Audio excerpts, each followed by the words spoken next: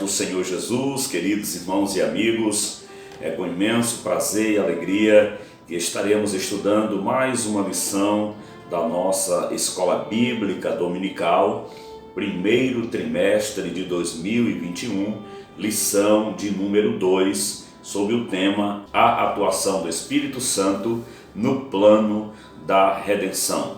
Temos como texto áureo: assim, pois, as igrejas em toda a Judéia e Galácia e Samaria tinham paz e eram edificadas e se multiplicavam, andando no temor do Senhor e na consolação do Espírito Santo. Atos capítulo 9 e o versículo de número 31. Verdade prática: a atuação do Espírito é contínua e dinâmica na igreja, na vida dos crentes, e os conduz desde a conversão até o final da jornada cristã. Esta é a nossa verdade prática. A leitura bíblica em classe encontramos no Evangelho segundo João, capítulo 16, versículos do 7 ao 13, que nos diz: todavia, digo-vos a verdade, que vos convém que eu vá, porque se eu não for, o Consolador não virá a vós, mas se eu for, enviá-lo-ei. E quando ele vier, convencerá o mundo do pecado e da justiça e do juízo. Do pecado, porque não crê em mim; da justiça, porque vou para o Pai e não me vereis mais; e do juízo, porque já o príncipe deste mundo está julgado. Ainda tenho muito que vos dizer, mas vós não podeis suportar agora. Mas quando vier aquele Espírito da verdade, ele vos guiará em toda a verdade, porque não falará de si mesmo, mas dirá tudo o que tiver ouvido e vos anunciará o que há de vir. Glória seja dada ao nome do Senhor Jesus. Que bênção, queridos irmãos, é a presença gloriosa do Espírito Santo de Deus em nossas vidas. A sua atuação em nosso viver é uma bênção extraordinária para a vida do crente.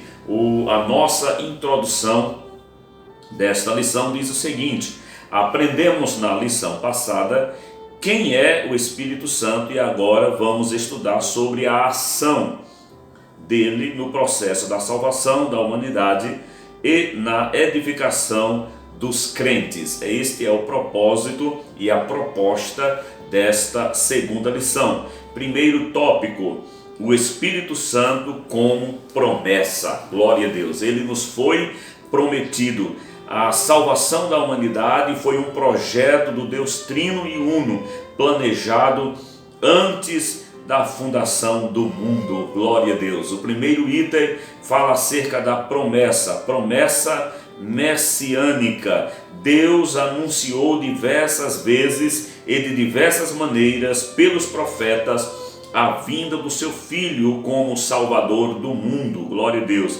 Isso significa a participação do Espírito Santo, de modo que a promessa messiânica é acompanhada também da promessa do Espírito Santo, da sua plenitude, da sua ação e atuação na vida de cada crente. Disto nós temos a plena e a nítida certeza, porque foi o próprio Espírito Santo quem usou os profetas para que profetizassem acerca da vinda e do advento, da chegada do Messias, glória a Deus, do Verbo de Deus que se fez carne. Segundo item: na antiga aliança há uma diferença da atuação do Espírito Santo antes e depois do Pentecostes. Na nossa doutrina teológica, lembro-me de ter estudado muitos anos atrás no livro teológico da ETAD, fazendo uma analogia, uma comparação com aquela pombinha que Noé soltou lá na arca. Ele soltou aquela pombinha por 3 vezes. A primeira vez a pombinha foi e voltou e não tinha nada em seu bico. Na segunda vez ela foi e voltou ali com um ramozinho de oliveira no seu bico. E na terceira vez a pombinha foi e não voltou mais. Assim, há uma analogia quanto à vinda do Espírito Santo para atuar em nós, nos homens, nos servos de Deus, no decorrer da história da humanidade. No Antigo Testamento, esta primeira ida da pombinha, que foi e atuou na vida dos profetas, na vida dos juízes, até mesmo dos patriarcas e em alguns ministérios ou funções específicas, não é? A segunda vez que a pombinha foi solta, aqui representa a descida do Espírito Santo sobre a pessoa bendita do Senhor Jesus Cristo, quando mesmo diz: o Espírito do Senhor está sobre mim. E João viu quando o Espírito Santo desceu em forma corpórea de uma pomba sobre Jesus. E a terceira vez o Espírito Santo veio e ficou, está entre nós, habita entre nós, não apenas entre nós, mas em nós, na vida de cada crente. Nisso nós podemos ver as diferentes fases de atuações do Espírito Santo em relação ao Antigo Testamento, à própria vida do Messias e também em nós, que hoje ele habita continuamente na vida do crente fiel.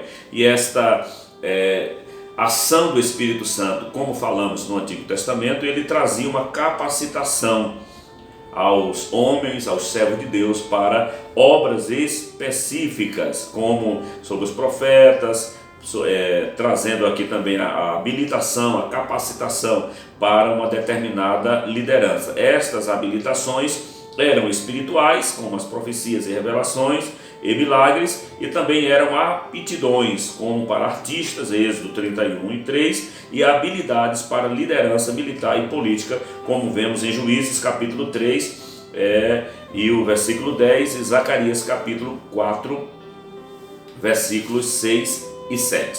O terceiro item, a promessa do Consolador. Que coisa boa, maravilhosa, aleluia, temos a convicção que o Consolador prometido de fato veio e está entre nós. Convém, disse Jesus, que eu vá, porque se eu não for, o Consolador não virá a vós. Isto porque o cumprimento dessa promessa estava vinculado à obra expiatória de Cristo. Convinha que Cristo cumprisse o seu ministério, como de fato cumpriu a obra expiatória, completando o seu ministério terreno, subiu ao Pai e agora enviou o Espírito. E disse também que tinha muita coisa, Jesus disse que tinha muita coisa para nos ensinar. Porém, naquele momento, quando ele falou aos seus discípulos, eles não teriam condições de ouvir, era algo que eles não compreenderiam, porque a obra ainda não estava concluída, a obra da redenção. Mas mesmo depois da obra redenção concluída e Jesus tendo voltado ao Pai, o Verbo, aquele que desceu do céu, voltando ao céu, glória a Deus, mesmo ele tendo voltado, o Espírito Santo estaria aqui para fazer os seus discípulos lembrar.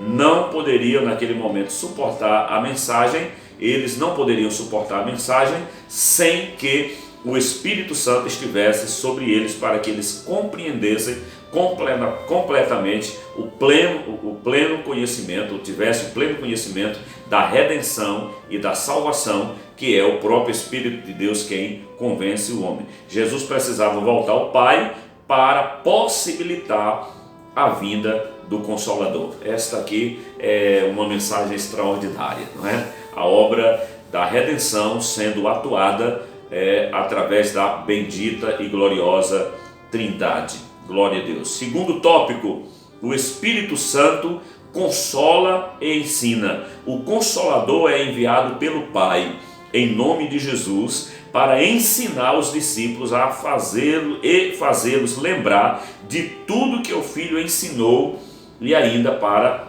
testificar. Consolador. Essa palavra Consolador é um termo grego, que vem de parácletos, vem da proposição para ao lado de, próximo, e do verbo kaleo, que é chamar, convocar, de modo que essa palavra significa defensor, essa palavra aqui dita por Jesus, Consolador, parácletos, é exatamente um defensor, um advogado, um intercessor, um auxiliador, ajudador, um paracleto. Não é isso? Esse vocábulo só aparece 5 vezes no Novo Testamento, na Bíblia Sagrada, e aqui no Novo Testamento, melhor dizendo, só aparece 5 vezes. 4 se refere ao Espírito Santo, como sendo este Consolador enviado para consolar os homens, e uma vez refere-se ao próprio Cristo. Então, o Espírito Santo é o Consolador que veio para agir em nós, trabalhar em nós, assim como Jesus prometeu. Além de Consolador, ele também é ensinador. Segundo item, o Espírito Santo é alguém como Jesus, da mesma substância, glória, poder, majestade, razão pela qual o Senhor se refere a ele como outro Consolador.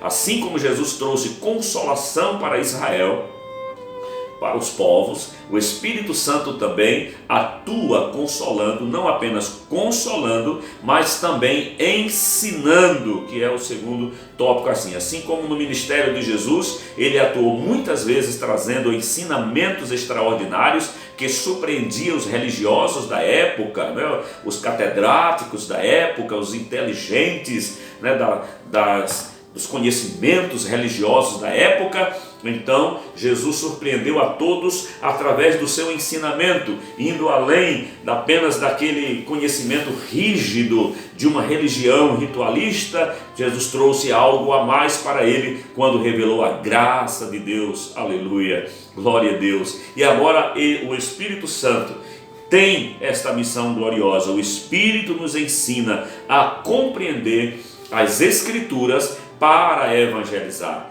para compartilhar com outras pessoas esta verdade. Além do Espírito Santo ser o nosso Consolador, o nosso ensinador, que assim como Jesus também nos ensina, o Espírito Santo também é o nosso ajudador. A versão revisada de Almeida traduz Paracletos, ou Parácletos, por ajudador. Ele nos ajuda em nossa fraqueza, quando não suportamos, quando não conseguimos, quando não sabemos orar. O Espírito Santo nos ajuda. E além disso, a Bíblia nos diz, em João 14, 26, a parte B, vos fará lembrar de tudo quanto tenho dito.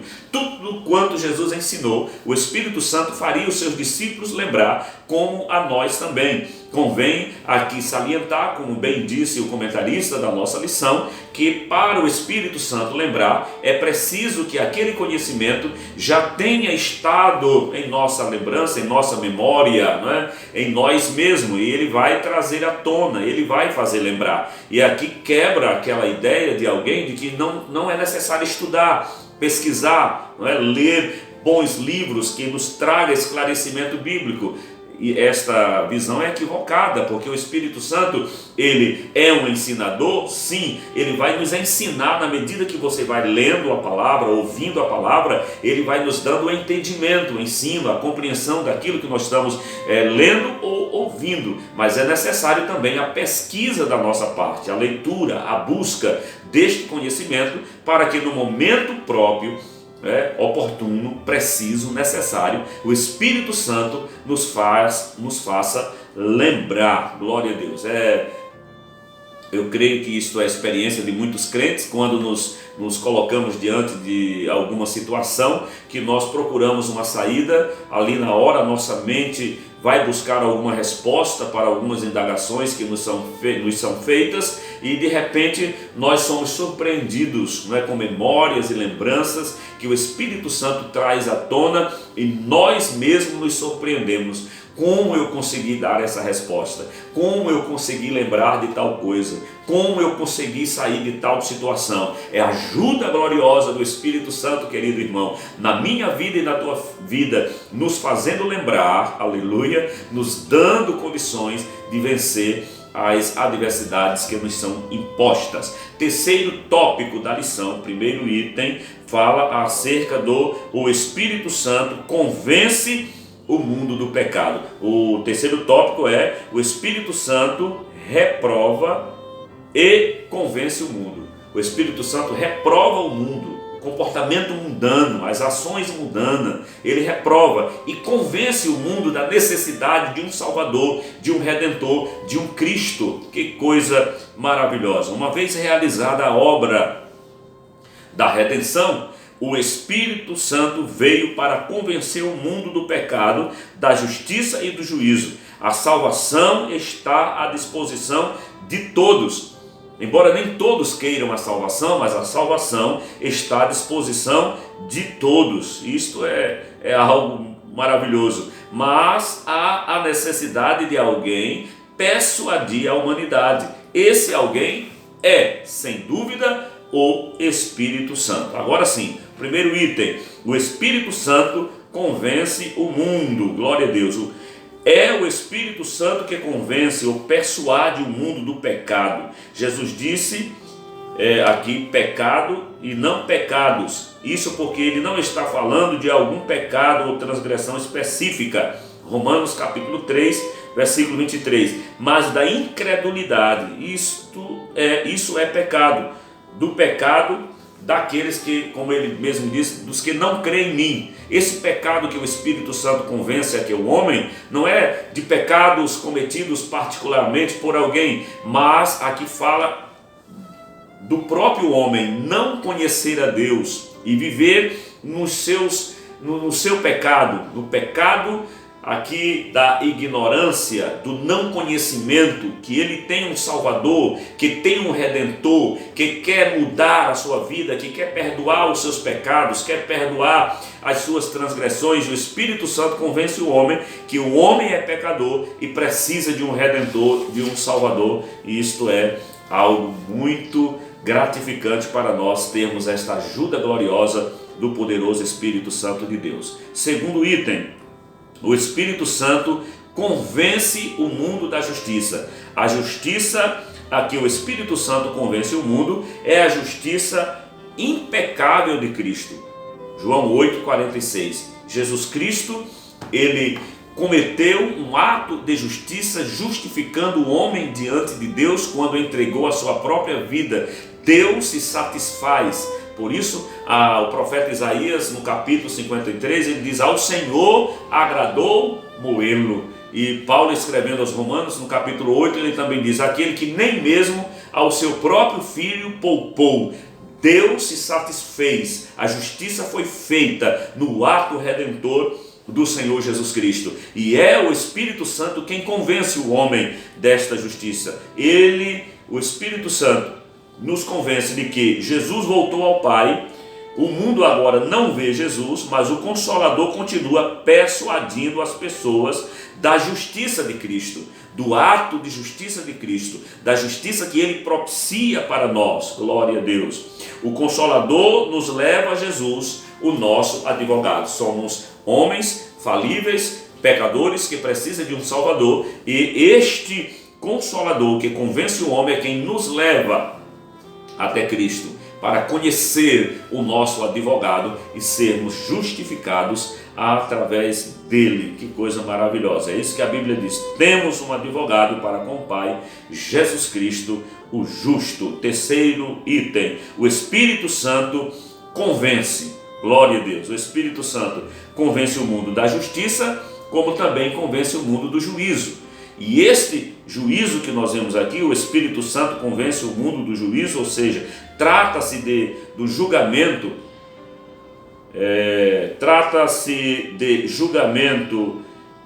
Que julgamento? Nossos pecados foram julgados em Cristo na cruz. Como eu já disse, e a palavra do Senhor é quem nos diz isto, Deus se fez satisfeito através da morte do seu Filho, que morreu em nosso lugar, em caráter vicário, substitutivo, morrendo em nosso lugar. Este juízo o Senhor fez quando o seu próprio Filho foi julgado em nosso lugar, para nos trazer a vida e para nos trazer a salvação. Mas esse juízo aqui também fala do juízo sobre Satanás, que já foi julgado, já está sentenciado. A batalha, a peleja de Satanás é uma batalha, uma peleja perdida, porque Jesus já lhe venceu. O juízo de Deus já está executado, aleluia, sobre ele. Ele está em liberdade por um tempo, mas sabe que a sua prisão eterna, seu juízo eterno, seu julgamento eterno já está reservado. Mas também nós vemos aqui que esse julgamento se refere ao mesmo tempo ao julgamento de Satanás,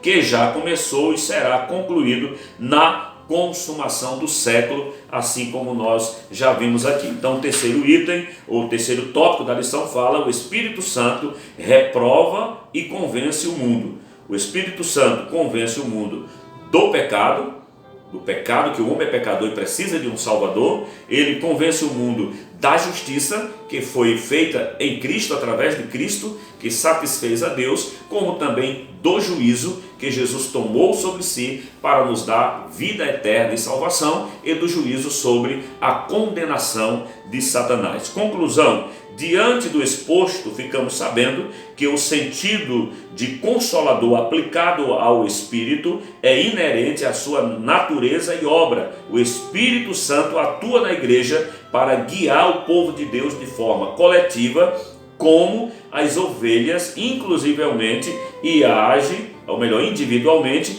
e age também no mundo, no processo da salvação. Precisamos deste Consolador, deste Paráclito divino, deste ajudador, deste advogado que é o Espírito Santo. A nossa oração é que o Espírito Santo de Deus, a cada dia, querido irmão, querido amigo, esteja de forma gloriosa agindo em tua vida, na tua mente, no teu coração, na tua alma, no teu espírito, no teu viver, evidenciando os dons, evidenciando o próprio fruto do Espírito sobre a tua vida. Continue nos acompanhando através das nossas aulas aqui no nosso canal, e eu creio que Deus trará muitos esclarecimentos bíblicos acerca deste assunto que é o verdadeiro pentecostalismo. Se o amado irmão ainda não é inscrito no nosso canal, fica aqui o nosso convite para que o irmão se inscreva no nosso canal, deixe o seu joinha, e o seu like, ative o sininho, e também os irmãos podem nos enviar aí os seus comentários, nos ajudando aqui ou fazendo alguma pergunta. Que o Senhor em Cristo Jesus te abençoe